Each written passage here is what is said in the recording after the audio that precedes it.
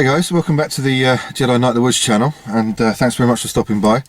I'm doing this video from the car.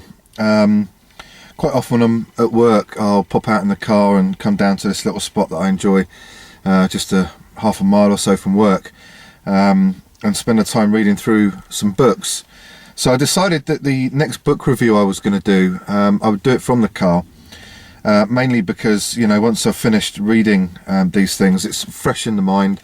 And I can do a sort of a good review on these things, you know, better than if I'd left it for a week or so, well, till I got home, whenever. The book review that I'm going to do for you now is on this one here. It's called 98.6 Degrees, The Art of Keeping Your Arse Alive by Cody Lundin. I'm sure most of you will know who Cody is. If you haven't seen him already on Sky Television, he does a program along with Dave Canterbury called Dual Survival, where they put themselves in different scenarios and use their varying skills between them to overcome those situations. This is a book that I wanted to do a review on for you guys. If you haven't heard of it already, I'm sure you'll probably come across it at some point in time. I think this is going to become one of those books that is referred to a lot by people in the future. Cody, if you didn't already know, is somebody that runs a school, lives in Arizona, on the west coast of the US, and for about the last 25 years, I think it is, has lived a way of life according to certain philosophies that he subscribes to. One of which is walking around barefoot, which he you know, claims puts him in more a greater touch with the earth around him, makes him walk slower. You know, taking all the different things that in his environment. This book I really enjoyed reading, I've got to say.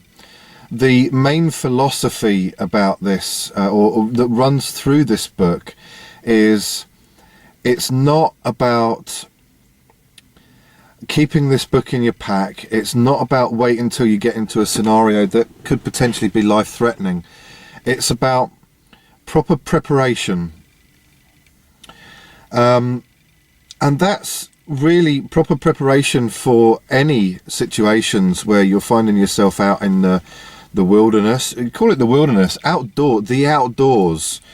The reason I say the outdoors is because it highlights the fact in here that many people have got themselves into serious trouble and indeed suffered untimely deaths because even just a mile away from civilization. This is a book that has a theme running through it, suggesting you need to pick it up, read it time and time again, learn, put those skills into practice, recognize that there are certain bits of equipment that you might need to supplement knowledge, those sorts of things. But never to rely on this thing, as Cody puts it in the book, never to take the book out and read it when the ship's sinking, or never to, you know, take a book on learning how to swim when the ship is sinking. It's one of those books that really made me sit back and think, what is important? You know, many times we can get caught up in the process of looking at the websites, reading other people's accounts of gear and kit and so on and so forth, and we go and spend money on this, that and the other. When really we need to keep focused on what is absolutely important to us, and that is the art of keeping your arse alive by sticking to this 98.6 degrees, which is the body's optimum core temperature.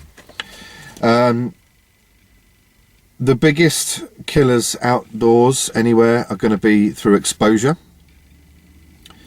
and not being prepared for exposure, and that results in either hypothermia or hyperthermia. So the skills put forward in this book, or the knowledge put forward in this book, is all about regulating that core body temperature. Massive theme running through it is going to be around hydration, and using hydration along with things like the ability to make fire, protect yourself through the elements, using clothes, shelter, those sorts of things.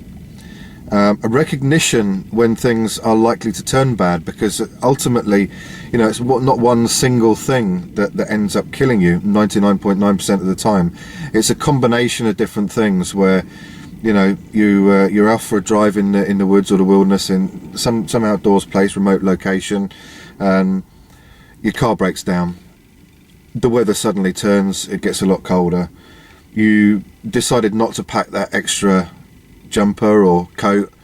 You know, you decided against putting that extra litre of water in the car with you. You're out just having a day hike, and all of a sudden you turn an ankle over 5 or 6 miles from anywhere, and you know, you've got no means of hydrating your body, you've got no means of getting out of where you are. You're only 5 or 6 miles away. The weather turns, you get soaking wet, all of a sudden the wind picks up 5 or 6 miles an hour. Before you know it, you're in a pretty dire situation. And this is one of those books that is, you know, put together by somebody that's lived in an outdoor scenario on a regular basis. We'll go through some of the chapters. First of all, there is a couple of pages with some forewords by people and some feedback by certain people, one of which is Mors Kochanski. You know, if you're familiar with his works as well, the book Bushcraft, which I've also got and read, I'll do a review on, you know, amongst other people. It's a no-nonsense book. It doesn't mess around with, as it says in here, how to wrestle an alligator in 4 paragraphs, you know, and including other useless rubbish that you can find in other survival books that's just been ripped from other sources and piled together in an event of compiling what somebody would call a book. So where do we start? Chapter 1, survival. Let's just give you a close-up of the chapters. I don't know if you can see that. I'm in the car. I don't know how this is going to work out particularly, but go through the chapters. First of all, survival situations and how they start. Chapter 2, survival versus primitive living, or living off the land. And that's one thing to recognise as well, is it's all well and good going out there and learning how to start fire by friction, bow drills, all those sorts of things, but this is about keeping your arse alive. This is about a survival situation, and recognising that when you put a kit together, you're not necessarily going to put a kit together with a hearthboard and a spindle and a bow. What you really need is some good, reliable means of starting fire. That's the theme that runs through it, you know. It's all well and good going out there and having these weird and wonderful ways of sourcing water, but really when the puppy stuff hits the fan and you need to hydrate yourself to stay alive, you're talking about putting kits together that are going to mean that you can gather water very quickly and very efficiently. You've got some very effective ways of making that water potable and purifying that water. So that's chapter 2, survival versus primitive living. Chapter 3, around survival psychology and the importance of proper prior training.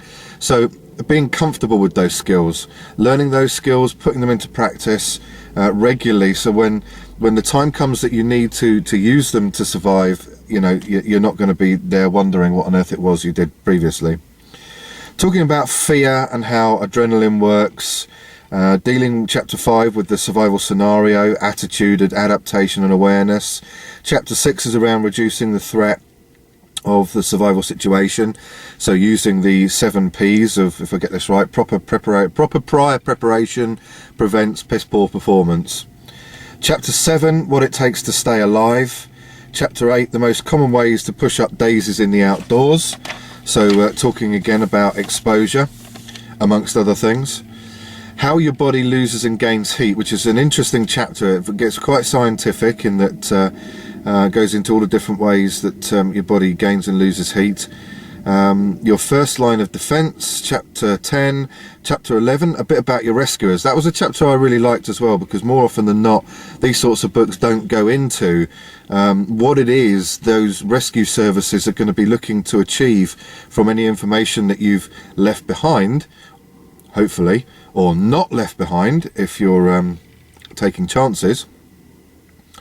Chapter 13, what is a survival kit? And that's moving into also chapter 14 about survival kit components. You plus the tool plus the environment equals your life. The sorts of things to put together. Cody goes into a good amount of detail about the types of tools that he uses, the types of equipment and why.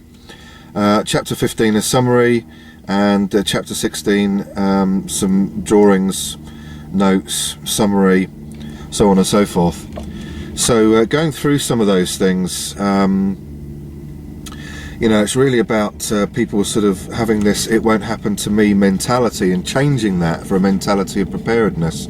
How do those survival situations start? Flat tires, freak weather, wrong turns, broken limbs, twisted ankles, you know, lots of those different scenarios coming along.